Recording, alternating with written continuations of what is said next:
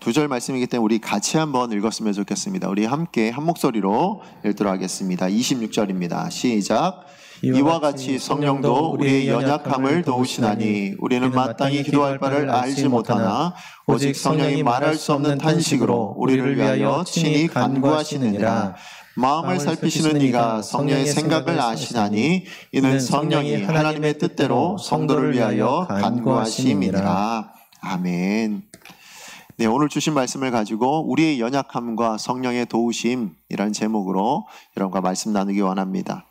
우리는 지난주에 말씀을 통해 살펴보았듯이 우리는 항상 삶에는 고난이 있다. 우리 현재라는 곳에는 항상 고난이 있다라고 말씀을 들었습니다. 그리고 이 고난이라는 것이 참 쉽지 않다라는 것을 또한 우리는 알고 있습니다. 사실 우리는 복음으로 인해서 구원받은 사람들이죠. 그러다 보니까 이미 구원을 얻었지만 그러나 구원을 얻은 것으로 끝나는 것이 아니죠. 이 구원을 가지고 우리가 하나님 나라 갈 때까지 살아내야 되는 사람들입니다. 자, 그런데 그 살아내는 그 삶의 순간, 그죠? 그 구원받은 것과 하나님 나라에 서기까지의 그 사이의 순간이 참 쉽지 않다. 그게 고난이 가득한 우리들의 삶의 모습이다라는 것입니다. 자, 그런데 이렇게 우리의 삶이 얼마나 힘들고 어려운 것인가 라는 것은 이미 우리가 읽었던 로마서 8장 1절 말씀에 보면 그 힌트가 잘 나오고 있습니다. 우리 로마서 8장 1절 말씀 같이 한번 읽어보겠습니다. 시작. 그러므로 이제 그리스도 예수 안에 있는 자에게는 결코 정죄함이 없나니. 오늘 이 말씀에 보면 결국 어떤 의도가 되냐면 우리에겐 정죄할 만한 어떤 상황들이 있다라는 겁니다. 이 고난과 힘든 때를 살다 보니까 정죄할 수밖에 없는 넘어짐이나 실패함이나 아니면 어떤 범죄함들, 이런 것들이 우리의 삶에는 없을 수가 없다라는 것이죠. 그게 우리의 삶의 특징이라는 것입니다. 실제로 이런 예들이 성경에도 많이 나옵니다. 여러분, 제가 지난주에 잠깐 말씀드렸죠. 우리 출애굽기 기억하시죠? 출애굽한 이스라엘 백성들이 출애굽했을 당시에 꿈꿨던 건 뭐였죠?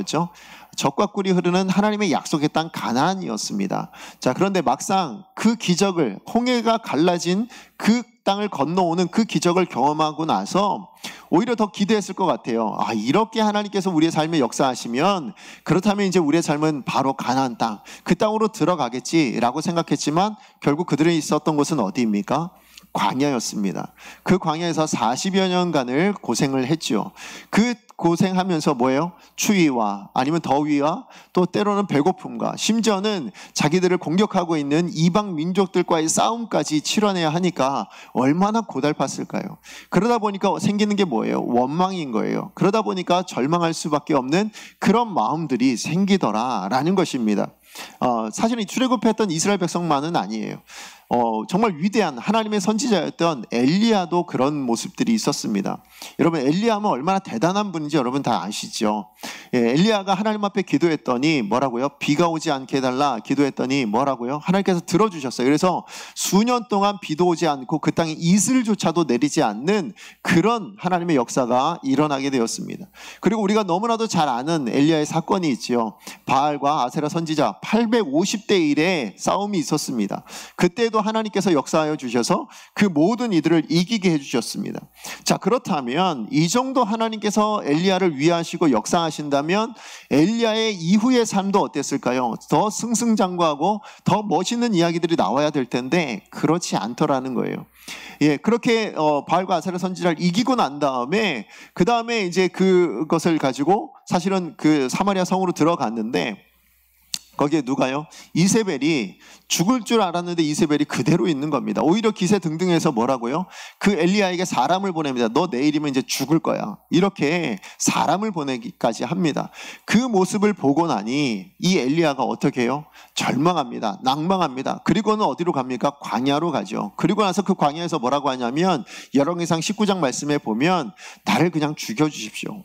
저를 그냥 하나님 나라 지금 가는 게 더 좋겠습니다. 저를 죽여주십시오.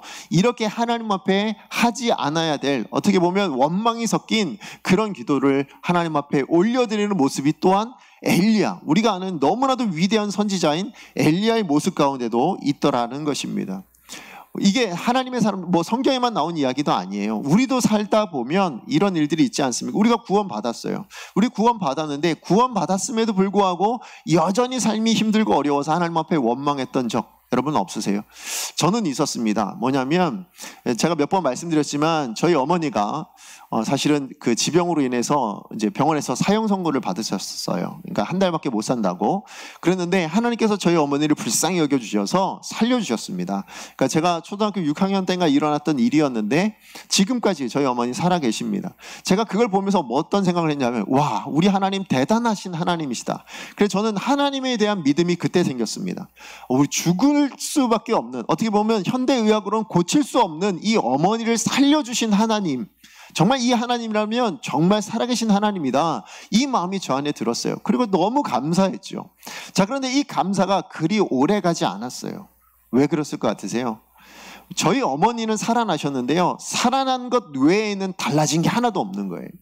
그러니까 저희 가정이 뭔가 좀 변화되어지고, 저희 어머니를 살려주신 하나님이 이 정도 능력이라면 가난 정도는 바꿔주실 수 있는 거 아닙니까? 제가 뭔가를 하고 싶을 때 그걸 할 수 있는 어떤 여건을 마련해 주실 수도 있을 것 같고, 아니면 뭔가 좀 갖고 싶을 때 그것을 가질 수 있도록 하나님께서 만들어 주실 것 같은데, 그런 능력이 분명히 있으실 텐데 그 어머니가 살아나신 것 외에는 아무것도 변한 게 없는 거예요. 뭐 사실은 부모님과의 관계도 안 좋았고 저희도 부모님과의 관계가 안 좋았고, 그러다 보니까 저는 그 시절에 사춘기여가지고 굉장히 많이 방황을 하고, 그래서 하나님 앞에 정말 많이 불평이 많았거든요. 왜 하나도 변한 게 없습니까? 왜 나는 이렇게 살아야만 합니까? 이런 불평과 원망을 하나님 앞에 참 많이 했던 것 같습니다. 자, 그런데 그렇게 우리 삶을 살다 보면요, 정말로 하나님께서 우리의 살아계시다, 하나님 정말 역사하신다, 이것이 느껴지는 순간이 있는가 하면, 또 한편으로는 그러지 않은, 왜 하나님 살아계신데 이렇게 안 하시지? 왜 하나님 역사하시는 하나님이시라면서, 그렇게 능력 있는 하나님이시라면서 그렇게 우리 가운데 일하지 않으실까라는 것들을 우리는 많이 경험하고 있다라는 겁니다. 그러다 보니까 우리가 알게 되는 건 뭐예요? 야, 진짜 우리는 연약하다라는 겁니다. 정말 하나님이 도우시지 않으면 이렇게 연약한 존재이구나 라는 것을 깨달을 수밖에 없다라는 거예요. 그러니까 우리가 고난당하고, 그러니까 우리가 어려움을 당하고, 그러다 보니 불평과 원망이 생기는 그런 모습들이 있더라는 것입니다. 그런데 성경을 보거나 아니면 우리 삶을 봐도 한 가지 분명한 거 있어요. 뭐예요? 그렇게 우리가 원망하고 불평하더라도 하나님은 우리를 포기하지 않으시더라는 거예요. 하나님은 우리를 그냥 내버려 두지 않으시더라라는 것입니다. 여러분, 이스라엘 백성도 마찬가지였잖아요. 하나님 결코 그들을 포기하지 않으셨습니다. 엘리야를 포기하셨나요? 포기하지 않으셨습니다. 그렇게 원망하고 그렇게 하나님 앞에 나를 죽여주십시오 했던 그 엘리야를 오히려 회복시켜 주시더라. 이게 성경에 나온 이야기잖아요. 저도 그래요. 제가 그렇게 하나님 앞에서 사실은 원망하고 청소년 시절 그렇게 제가 방황하고 지냈지만 결국 하나님께 저를 어디로요? 이 자리로 이끌어 놓으시더라고요. 저로 지금 목사가 되도록 만들어 놓으시더라고요. 그러니까 결국 우리의 삶을 돌아보면 우리가 아무리 하나님 앞에서 연약하고 부족해서 조금은 실패하고 넘어지더라도요, 하나님은 그런 우리를 그냥 내버려 두지 않으시고 결국엔 하나님의 사람 되게 만들어 주시더라. 하나님의 사람으로 그 삶의 길을 인도해 가시더라. 이것만큼은 변하지 않는다라는 것을 보게 됩니다. 이것을 우리가 어떻게 알 수 있습니까? 오늘 우리가 읽었던 본문 말씀들을 통해서도 확인하게 되는데요. 뭐예요? 우리의 연약함들이 있기 때문에 누구를 보내주신 거예요? 하나님의 사람으로 그 끝을 이루게 하시기 위해서 성령님을 보내주셨다고. 그래서 어저께 우리 지난주에까지 우리가 말씀을 보지 않았습니까? 성령이 오셔서 뭐 하십니까? 우리를 도와주신다고 얘기하십니다. 우리를 돕고 우리의 삶을 조언해 가시고 뿐만 아니라 우리를 위로해 주심으로써 우리가 가야 될 그 길을 갈 수 있도록 그렇게 하나님께서 동행하여 주시더라 라고 말씀해 주십니다. 동행해 주는 정도가 아니라요, 우리가 사실은 실패할 때 뭐라고요? 그럼에도 불구하고 이 사람들은 하나님의 자녀예요 라고 하나님 앞에서 증언해 주시는 분, 그게 누구라고요? 그게 성령님이시다. 그러니까 결국은 성령님은 우리가 이 연약하고 힘든 때에, 이 고난의 삶을 살아갈 때에 우리를 돕기 위해서, 우리와 함께 하시기 위해서 하나님께서 보내주신 분이라는 것이 확인되었던 것입니다. 그리고 오늘 우리가 읽었던 이 26절, 27절은요, 이 성령님께서 오셔서 그러면 구체적으로 어떻게 도우시는가에 대한 하나의 예가 된다고 말씀드릴 수 있을 것 같아요. 이 말씀은 그러므로 우리가 고난의 때를 살아갈 때요, 우리가 성도로서 온전한 삶을 살기 위해서는 이 말씀을 반드시 기억해야 됩니다. 우리 이 말씀을 반드시 우리가 기억하고 이 말씀을 기억하며 성령께 기도해야 돼요. 오늘 성령께서 이렇게 말씀을 주셨어요. 하나님께서 이 말씀을 주셨는데 이 말씀 붙들고 하나님 앞에 나아갑니다. 내 삶 가운데 함께 해주십시오 라고 간구할 수 있는 이유가 될 줄로 믿습니다. 자, 그렇다면 오늘 본문을 통해서 우리가 기억해야 될 것, 그 몇 가지를 우리가 살펴보기 원하는데요. 자, 첫 번째입니다. 우리가 오늘 이 말씀을 통해서 우리가 기억해야 될 건 뭐냐면, 우리가 육체적으로나 영적으로 다 연약하다, 이 사실에 대해서 우리가 기억해야 된다는 겁니다. 우리 26절 말씀 함께 읽어보겠습니다. 시작. 이와 같이 성령도 우리의 연약함을 도우시나니 우리는 마땅히 기도할 바를 알지 못하나 오직 성령이 말할 수 없는 탄식으로 우리를 위하여 친히 간구하시느니라. 아멘. 오늘 말씀해 보니까요, 성령님은 우리의 연약함을 아신다고 합니다. 그리고 그 연약함을 도와주시는 분이라고 말씀하고 있습니다. 다시 말해서 성령님 우리가 얼마나 연약한 존재인가를 누구보다도 잘 아신다는 거예요. 그러니까 우리가 정말로 연약하다. 그래서 하나님은 성경 말씀을 통해 우리를 뭐로 비유하셨냐면 질그릇에 비유를 하셨어요. 여러분, 질그릇이 어떻게 만드는 그릇인지 아십니까? 흙을 빚어서 그 다음에 굽는데요, 대신에 뭘 안 발라냐면 유약을 바르지 않은 거예요. 그래서 그러다 보니까 더 약하대요. 더 깨어지기 쉽다고 얘기합니다. 그래서 성경에서는 정말 연약하고 보잘것없는 것, 가치가 별로 없는 것을 비유할 때 이 질그릇을 비유할 때가 많습니다. 자, 그렇다면 하나님께서 우리가 그렇게 연약하고 정말 연약하다, 이것을 하나님께서도 아신다는 겁니다. 그리고 그것을 기억하기를 원하신다는 거예요. 자, 왜 우리가 그러면 이 연약하다는 사실을 기억해야만 할까요? 이것은 우리 안에 있는 속성 때문에 그래요. 뭐냐면 우리 안에는 어떤 마음이 있냐면 이 연약함을 인정하고 싶어 하지 않는다는 겁니다. 어쩌면 우리의 연약함을 인정한다 할지라도 그 연약함을 어떻게 해서든 없애버리고 싶어 하는 게 우리의 마음이기 때문에 그렇다라는 거예요. 여러분, 한번 생각해 보십시오. 정말 그렇지 않아요? 여러분 안에 어떤 마음들 있으실 때, 연약함들 잘 인정이 되시던가요? 저는 잘 안 되더라고요. 누가 저의 연약함을 지적하면 어떤 마음이 생기세요? 화가 나지 않으세요? 그죠? 어떤 연약함을 지적하면 막 화가 나고 막 짜증도 나고 막 그래요. 그러니까 더 관계도 안 좋아지고 그렇습니다. 이유는 뭐예요? 우리 안에 천성적으로 그런 마음이 있는 거예요. 연약함을 인정하고 싶지 않아요. 누구 앞에서든 완벽해 보이고 싶고, 누구 앞에서든 뭐 대단해 보이고 싶고, 좀 더 커 보이고 싶고, 좀 더 많이 있는 것처럼 보이고 싶은 게 우리들 마음 안에 있는 속성이라는 겁니다. 이게 이런 태도가 세상 사람들 앞에서 어떻게 드러나냐? 여러분, 전도해 보시면 종종 듣는 얘기가 있습니다. 뭐예요? 예수님 믿으세요? 이러면 듣는 얘기가 뭐예요? 내 주먹이나 믿으세요. 이런, 얘가 예수님 믿을 거면 내 주먹을 믿지, 이런 말들 하시는 분들 많아요. 무슨 얘기예요? 나는 연약한 거 인정하고 싶지 않다는 거예요. 또 들리는 얘기, 예수님 믿으세요 이러면 그거는 마음이 연약한 사람이, 정신적으로 연약한 사람들이 의지할 데 없어서 찾는 게 그게 믿음이지, 그러니까 나는 믿지 않아, 이렇게 얘기하시는 분들이 있어요. 결국 뭐예요? 사람들이 다 자기 연약함에 대해서는 인정하고 싶지 않다라는 거예요. 그러나 여러분, 한번 여러분의 삶을 한번 돌아보십시오. 내가 인정하지 않는다고 한들 내 연약함이 없어지던가요?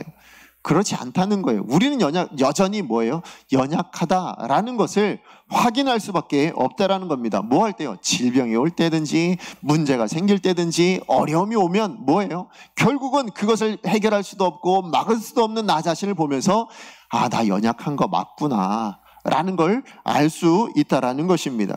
특별히 그렇게 이 연약함을 인정하지 않으니까 아까 말씀드렸듯이 복음을 받아들이지 않아요. 그렇죠? 연약한 줄 아니까 우리가 뭘 하는 거예요? 복음을 받아들이는 거예요. 연약한 줄 아니까 이 복음을 받아들이고 이에 대한 감사와 감격이 있는 거예요.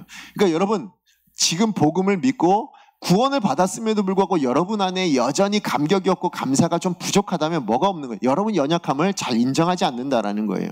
그리고 어쩌면 여러분 안에 다른 마음이 있을지도 몰라요. 무슨 얘기냐? 복음이라는 게 뭐예요? 너는 네 힘으로는, 우리의 능력으로는 도저히 구원받을 수 없다. 오직 예수 그리스도의 그 은혜, 십자가의 능력이 아니고서는 너는 구원받을 수 없어. 그걸 인정하고 그것을 받아들인 게 뭐예요? 그게 믿음이잖아요. 그게 복음이잖아요.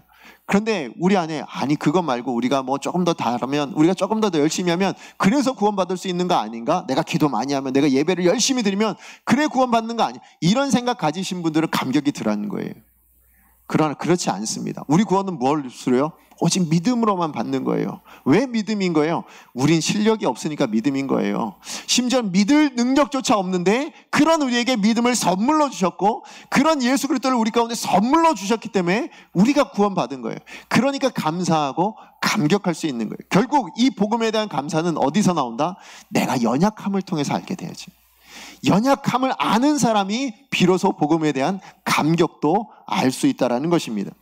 또 연약함을 인정하는 이유가 왜 필요할까요? 연약한 사람이 하는 게 뭘까요? 저는 신앙생활에 있어서 특별히 우리 신앙 믿는 사람들 중에서도요, 이 연약함을 정말로 제대로 가지고 있는 사람들, 아는 사람들이 하는 게 기도이기 때문에 그렇습니다. 그렇지 않아요? 예, 기도가 왜 하는 거예요? 기도의 본질이 뭘 것 같으세요? 기도의 본질. 도와주세요 아닙니까?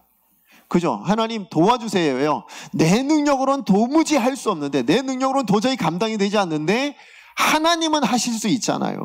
하나님의 능력이면 다 되잖아요. 그러니까 하나님께서 해주세요. 이게 뭐예요? 이게 기도잖아요. 그러니까 기도는 그야말로 기본적으로는 도와주세요. 그러니까 여러분, 기도 많이 하는 사람, 기도 응답을 많이 받은 사람은 자랑하시면 안 돼요. 그런 의미에서. 왜요? 무슨 얘기를 하는 거예요? 내 능력으로 한 게 아니라 하나님 능력으로 한 겁니다 라는 자랑이지 내 자랑일 수 없는 거예요. 그렇잖아요. 내가 아무리 기도 많이 하면, 기도 많이 하는 게 무슨 자랑이에요? 내가 그만큼 연약하다라는 건데. 그렇지 않습니까? 내가 기도 응답을 많이 받았다는 거 뭐예요? 내 능력으로 했다는 거예요? 아니라는 거예요. 누구 능력으로 했다? 하나님께서 이렇게 도와주셨다라는 자랑일 뿐이에요. 그러니까 기도 많이 한 거, 기도 자랑, 이게 내 자랑이 되는 것은 곤란하다는 거예요. 그럼 뭘 드러내는 거예요? 오히려 기도 많이 한다는 건 내가 그만큼 연약합니다. 내가 문제 앞에서는 도무지 아무것도 할 수 없는 사람입니다. 이걸 인정해내는 것입니다. 그런데요, 사실 우리가 기도하다 보면 또 깨닫는 게 있습니다. 뭐냐면, 야, 내가 얼마나 연약한가가 기도를 통해서도 더 깨닫게 됩니다. 뭐 할 때요? 기도하다 보면 내가 어떻게 기도해야 될지도 모르잖아요. 그렇지 않습니까? 정말로 기도하다 보면 나를 향한 하나님의 뜻이 뭔지 몰라서 기도하지 못할 때가 있어요. 예를 들면 제가 가난해요. 제가 가난하면 하나님, 이 어떤 가난으로 인해서 어떤 문제가 생겼는데 이 문제를 돈을 많이 달라고 기도를 해야 될지, 아니면 돈 없이도 어떤 다른 걸 통해서 이렇게 해결해 달라고 기도를 해야 될지, 이런 걸 잘 모르잖아요. 그러니까 오늘 말씀에도 보면 뭐냐면 마땅히 기도할 바를 우린 모른대요. 그러니까 뭘 모르는 거냐면, 이렇게 기도하는 게 옳은 건가? 이렇게 기도하면 나한테 좋은 건가? 이걸 잘 모른다라는 거예요. 그렇기 때문에 때로는 우리는 이 기도할 바를 잘 모르니까 생기는 게 뭐냐면 잘못 기도하는 겁니다. 그러니까 옳지 않은 걸 기도할 때가 있어요. 근데 이 옳지 않은 것을 기도했을 때 심각한 문제가 나타나는 것들이 있더라고요. 그 이야기가 시편 106편 15절 말씀에 나오는데요, 우리 같이 한번 읽어보도록 하겠습니다. 시작. 그러므로 여호와께서는 그들이 요구한 것을 그들에게 주셨을지라도 그들의 영혼은 쇠약하게 하셨도다. 아멘. 오늘 이 106편 여러분 한번 읽어보세요. 나중에 집에서 읽어보시면 이 배경이 뭐냐면요, 출애굽한 이스라엘 백성들의 기도에 대한 이야기입니다. 근데 어떤 내용이냐면, 광야에서 지낼 때 제가 지난주에 잠시 말씀드렸지만 만나가 너무 이제 물리니까 뭘 달라고요? 탐욕이 생겨가지고 이제 고기를 먹게 해주세요 라고 기도를 했습니다. 그 기도에 대해서 하나님께서 메추라기로 응답을 해주시죠. 자, 그런데 그 메추라기를 먹고 응답된 그 사건이 어떤 결과를 만들어냈느냐가 바로 이 15절 내용인 거예요. 그러니까 이스라엘 백성들이 기도했습니다. 뭐라고요? 자기의 탐욕을 위해서 고기를 주십시오, 먹게 해주세요 라고 기도를 했더니 하나님께서 그 기도를 들어주셨어요. 그래서 그들의 탐욕은 이루어졌는지는 모르겠지만, 그러나 그 결과로 그들의 영혼은 어떻게 됐다고요? 쇠약해졌다고 얘기하고 있습니다. 그들의 영혼은 엄청난 손해를 입게 되었다라는 거예요. 그래서 그 이후로 뭐예요? 하나님 말씀을 온전히 쫓을 수 없는 그런 영혼들의 모습들이 되고 말았다라는 것이 바로 시편 106편 15절 말씀을 통해서 이야기해주고 있는 것입니다. 그래, 우리는 이런 일을 우리가 만나면 어떡합니까? 내가 하나님 앞에 기도했는데 그게 잘못된 기도여가지고 내 영혼에 심각한 손해를 입힐 수도 있다면, 그렇다면 우리는 어떻게 기도해야 될까요? 우리는 무엇을 위해서 기도해야 될까요? 이걸 잘 모르더라. 기도하면 할수록 바로 이것에 대한 부딪힘들이 우리 가운데 있다라는 것입니다. 그러므로 우리는 마땅히 해야 될 게 뭘까요? 우리가 육신의 삶이든지 아니면 영적으로 어떤 신앙생활을 해 나가는 부분이든지 항상 이 부분을 인정해야 됩니다. 뭐예요? 연약하다라는 거. 내가 연약하다라는 이 사실을 항상 인정해야 돼요. 기도할 때도 마찬가지예요. 내가 연약해서 혹시 옳지 못한 것을 기도할 것은 아닌지, 그래서 내 영혼에 심각한 손해를, 내 삶에 심각한 손해를 이렇게 가져오게 되는 것은 아닌지에 대한 그런 염려가 있어야 되는 거예요. 이것은 어디서부터 시작된다고요? 그 한 걸음이 나의 연약함을 인정하는 것에서부터 시작된다고요. 내가 연약한 줄 알아야 하나님도 찾고, 내가 연약한 줄 알아야 더 깊이 묵상하고 더 깊이 생각하고 무엇이 하나님의 뜻인지를 고민하며 살아가는 인생이 될 수 있다라고 말씀해 주는 것입니다. 자, 그런가 하면 두 번째로 우리가 기억해야 될 것은 무엇인가? 그것은 우리의 연약함이 성령님과 동역하는 조건이 된다라는 것을 기억해야 합니다. 그러니까 연약함이 마냥 나쁜 것만은 아니라는 것입니다. 우리 26절 말씀 다시 한번 읽어보겠습니다. 시작. 이와 같이 성령도 우리의 연약함을 도우시나니 우리는 마땅히 기도할 바를 알지 못하나 오직 성령이 말할 수 없는 탄식으로 우리를 위하여 친히 간구하시느니라. 아멘. 예, 우리 모두는 연약함을 가지고 있다고 말씀을 드렸습니다. 누구보다도 우리 하나님께서 잘 아세요. 그런데 이 하나님은요, 그런 우리의 연약함을 어떻게 다루실까요? 우리로 슈퍼맨이 되지 않게 하시더라고요. 그러니까 어떤 연약함을 강함으로 바꿔놓으시는 하나님은 아니시더라는 거예요. 그러니까 우리는 연약한데 여전히 연약한 거예요. 구원 받았는데도 여전히 연약하고, 사실은 우리 어렸을 때 보통 이렇게 공상으로 생각했던 거 있잖아요. 요즘 말로 얘기하면 히어로가 되는 거. 그래서 어떤 어려움이 되더라도 당당히 이것을 넘어서고 이겨서고 다 물리치고, 예, 이게 우리가 바라고 꿈꾸는 모습이지만 실제적으로는 어때요? 부딪히면 아프고, 예, 싸우다 보면 지고, 이게 우리들의 모습이고 우리들의 삶의 현실이라는 것입니다. 그래서 그런 우리들의 현실을 우리 하나님께서 너무 잘 아셔서 그래서 주신 것이 무엇이라고요? 그것이 성령님이다 라고 말씀하고 있는 겁니다. 그래서 성령님이 오셔서 우리에게 뭘 해주세요? 우리의 연약함을 도와주시기를 원하신대요. 우리의 연약함을 도우시나니. 그러니까 우리의 연약함을 어떻게 보면 안 연약하게 강하게 만들어 주신다는 것이 아니라 연약한 그것을 함께 도우시는 것이라고 말씀합니다. 여기서 돕다라는 말의 의미가 뭐냐면요, 함께 담당하다 아니면 맞잡아주다 라는 의미예요. 무슨 얘기냐면, 연약해서 뭔가를 들려고 하는데 잘 들리지 않아서 이렇게 질질질 끌고 가고 있는 어떤 아이가 있다고 합시다. 자, 그러면 그 옆에서 그 아이 대신에 이거 내가 들어줄게 하고 들어가는 것이 아니라 뭐라고요? 너 그쪽 한쪽 잡았니? 그럼 내가 이쪽 잡아서 같이 들고 가자. 이게 성령의 도우심이라는 거예요. 그러니까 그 아이를 어떻게 대신해 주는 것이 아니라 그 하고 있는 것을 함께 해주시는 것, 그게 돕는다라는 말인 것입니다. 자, 그러고 보면 우리의 연약함은 뭐가 되는 거예요? 성령님이 함께 해주시는 이유가 되는 거예요.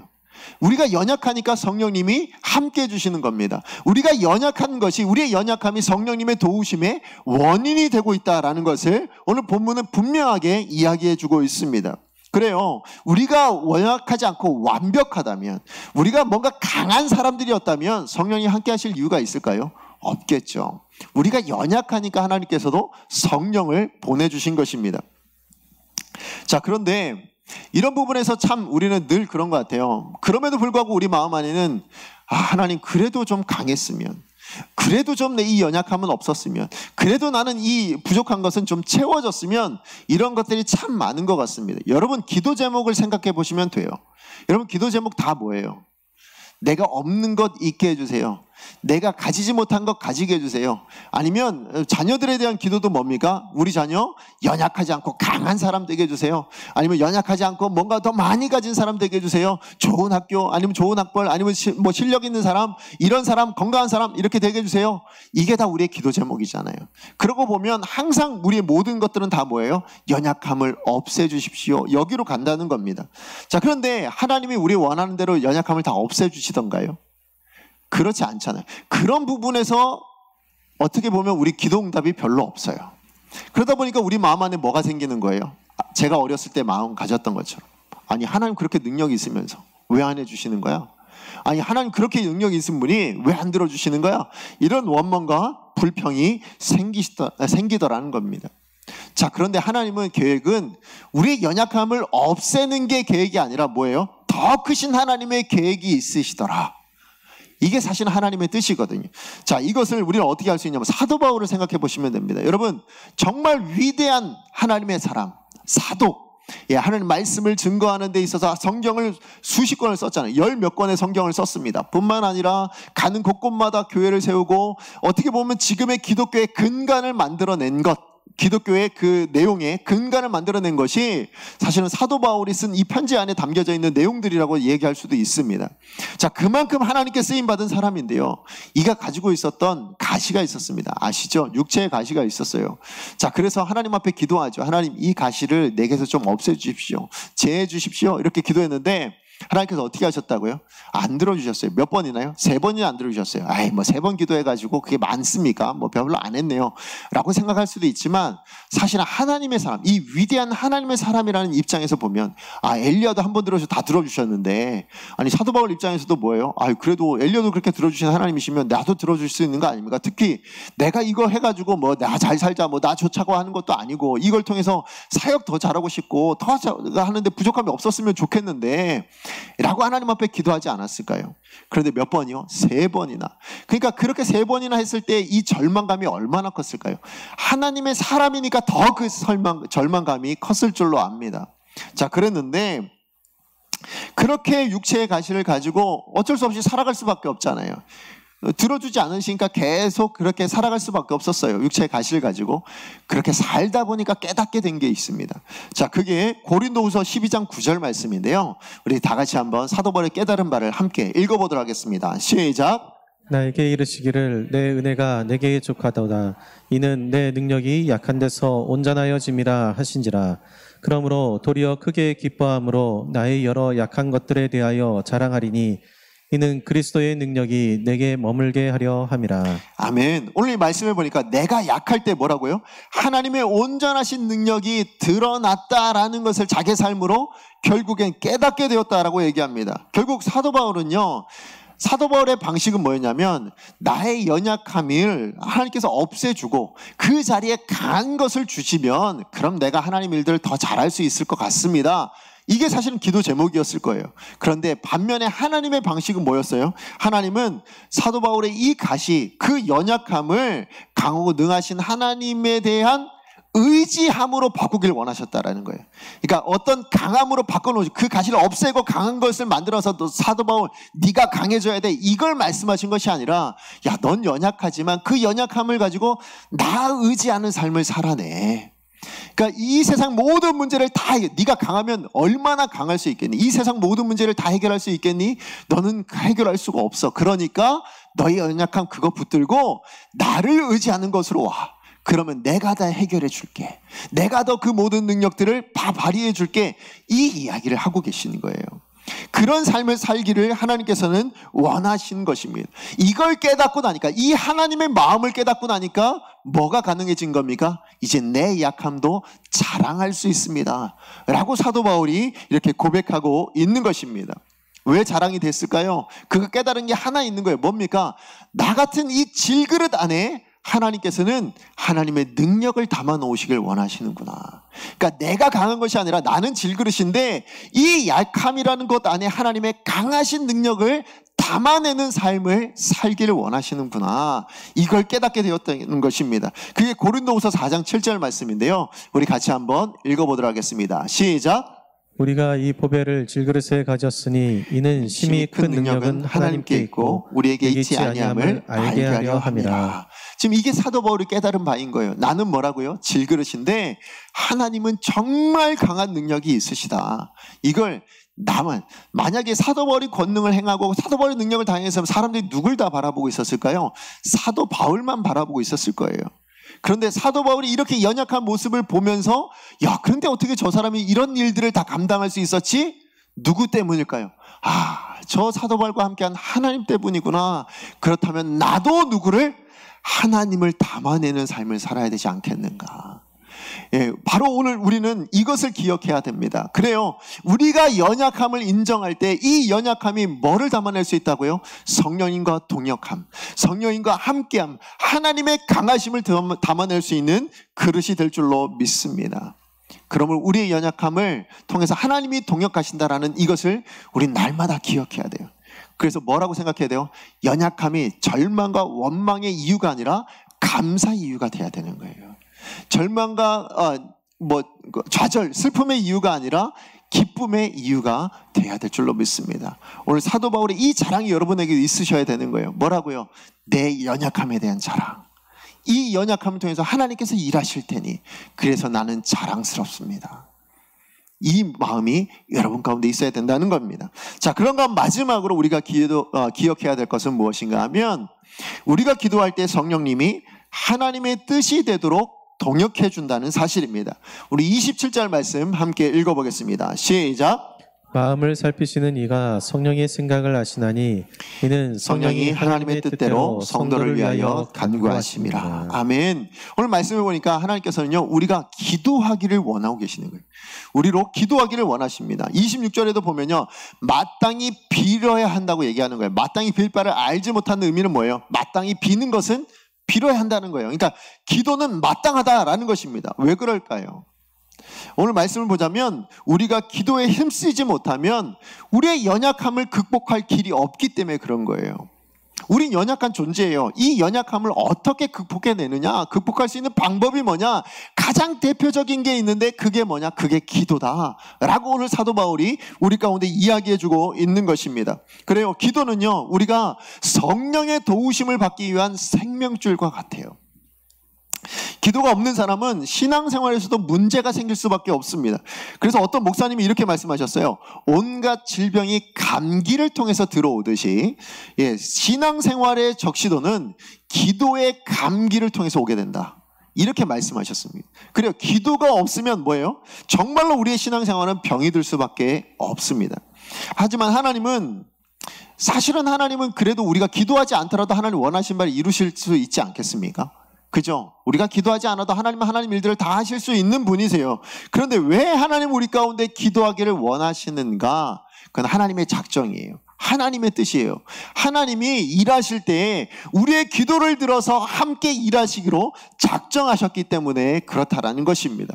뿐만 아니라 왜 기도하기를 원하시냐면 하나님은 오늘 27절 말씀해 보니까 하나님이 어떤 분이시라고요? 마음을 살피시는 분이라고 이야기를 하고 있습니다. 그런데 우리의 마음이 어떨까요? 여러분의 마음이 어떠십니까?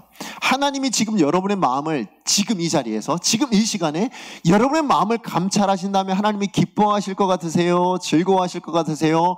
화를 내실 것 같으세요? 칭찬하실 것 같으세요? 주로 우리 마음은 대부분 어디로 가 있냐면 다른 데로 갈 때가 많아요. 그렇지 않습니까? 우리의 뜻대로 우리의 생각대로 하나님의 뜻은 저쪽 어딘가에 한쪽으로 켜내뒀고, 그래서 여러분 내 마음 그리스도의 집처럼 예수님이 오시긴 오셨는데 뭐예요? 문 밖에 세워두거나 아니면 거실 안에 들어오시고 여기는 들어오시면 안 됩니다. 이거는 제 뜻대로 해야 되니까 이것만큼은 건드시면 안 됩니다. 이런 마음들이 우리 마음 안에 너무 많다라는 거예요. 자, 그런데 이런 마음이 변화되기 위해서 필요한 게 뭘까요? 그게 기도인 거예요. 이 기도를 통해서 예수 그리스도, 이 성령님이 우리 마음 안에, 내면 안에 들어올 수 있도록 만들어 주신다는 겁니다. 뿐만 아니라 그렇게 들어오신 성령께서 우리 마음을 누구의 뜻으로요? 하나님의 뜻대로 바꿔주신대요. 심지어는 뭐죠? 기도도 하나님의 뜻대로 바꿔놓으시는 것이 누가 하시는 거라고요? 성령께서 우리 가운데 오셔서 하시는 일이라는 거예요. 그래서 기도하라고 말씀하시는 겁니다. 기도를 해야 너의 마음이 변화될 수 있다. 기도를 해야 내 뜻대로 너의 마음이 갈 수 있다라고 말씀하고 있는 것입니다. 실제로 그런 일들이 얘가 어디에 나와요? 예수님도 그렇게 하셨거든요.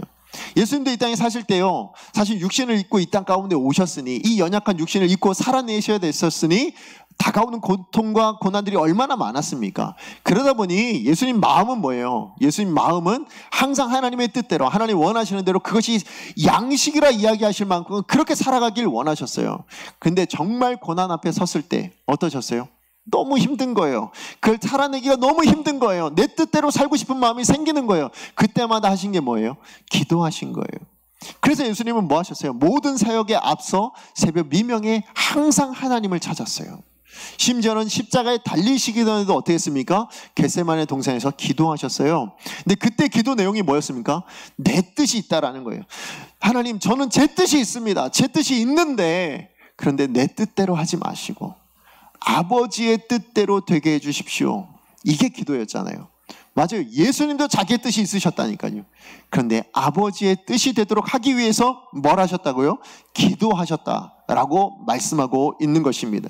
그리고 하나님은 언제나 무엇과 함께 일하신다고요? 우리의 기도와 함께 일하시는 분인 줄로 믿습니다. 우리가 기도하지 않으면 하나님 역사하지 않아요. 그 예가 사실은 사사기를 보면 나옵니다. 여러분, 사사기가 역사가 어떻게 흘러갑니까? 예, 사사들이 이스라엘 백성들이 사는데 악을 범해요. 하나님 원하시는 뜻대로 살지 않아요. 그러면 뭘 보내세요? 이방 민족을 통해서 그들의 압제를 당하게 만드십니다. 근데 그 압제를 풀려나게 하시기 위해서 누굴 보내시죠? 사사를 다시 보내시죠. 자, 그런데 그 압제와 사사 사이에 있는 게 있었습니다. 그게 뭘까요? 그게 하나님 앞에 울부짖음이었어요. 그들의 힘듦과 아픔을 항상 하나님 앞에 울부짖었을 때, 기도했을 때 비로소 하나님께서 뭐 하셨다고요? 그들의 울부짖음을 듣고 구원할 사사를 보내주셨다고 이야기를 하고 있습니다. 결국 하나님은 어떻게 하죠? 기도할 때 비로소 일하셨다고요. 기도할 때, 울부짖을 때 비로소 하나님께서 역사해 주셨다고 말씀하고 있는 것입니다. 그래요. 우리는요, 사실은 고난당하지 않으면 때로는 우리는, 그러니까 우리 아이들 같아요. 여러분, 우리 아이들 내버려두면 어떻게 해요? 자기 뜻대로 자기 마음대로 하잖아요. 그러다 보면 부모님이 참다 못해 드는 게 있습니다. 그게 뭐예요? 매잖아요, 매. 그 매를 맞으면 어떻게 돼요? 그 매를 맞으면 이제 좀 바뀌는 거예요. 그죠? 잘못했어요. 뭐 이렇게 바뀌는 겁니다. 물론 사춘기가 되면 안 그렇긴 하더라고요. 예, 안 그런 저희 아들이 있어서 그렇긴 한데, 그래도 일단 매를 들면 반성합니다. 그죠? 바뀝니다. 저희에게 오는 고난이 사실은 그런 것 같아요. 하나님께서 드시는 매인 거예요. 왜요? 니들 뜻대로 니들 마음대로 살아? 그러면 안 돼! 라고 하나님께서 매를 드셨는데 그게 고난인 거예요. 그 매를 맞을 때 우리가 어떻게 됩니까? 하나님 잘못했습니다. 하나님 용서해 주세요 하면서 나아가는 걸 뭐라고 한다고요? 그게 기도라는 거예요. 그래서 하나님의 뜻대로 우리의 삶이 바뀌어 나가는 것, 그것이 바로 기도로부터 시작되어지더라 라는 것입니다. 그래요. 우리가 기도하지 않으면, 우리가 하나님 앞에 엎드려 기도하지 않는다면 하나님은 우리 가운데 역사하지 않으십니다. 그럼 우리는 뭐 해야 될까요? 기도하셔야 됩니다. 하나님 앞에 기도하시면 누가 역사하신다고요? 성령께서 우리를 도와주신대요. 기도할 바를 알게 해주시고 심지어는 우리의 마음이 하나님의 뜻이 되도록 만들어주신답니다. 그렇게 하나님의 뜻이 되어졌을 때 뭐가 일어날까요? 하나님의 역사가 일어나는 거예요. 하나님의 일하심이 나타나기 시작한다는 거예요. 그래서 우리로 기도하게 만드시는 겁니다.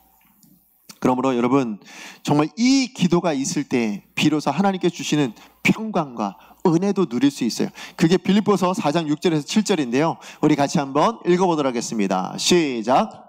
아무것도 염려하지 말고 다만 모든 일에 기도와 간구로 너희 구할 것을 감사함으로 하나님께 아뢰라. 그리하면 모든 지각에 뛰어난 하나님의 평강이 그리스도 예수 안에서 너희 마음과 생각을 지키시리라. 아멘. 예, 하나님의 평강이 있습니다. 하나님께서 우리의 마음과 생각을 지키십니다. 언제 나타날까요? 언제요?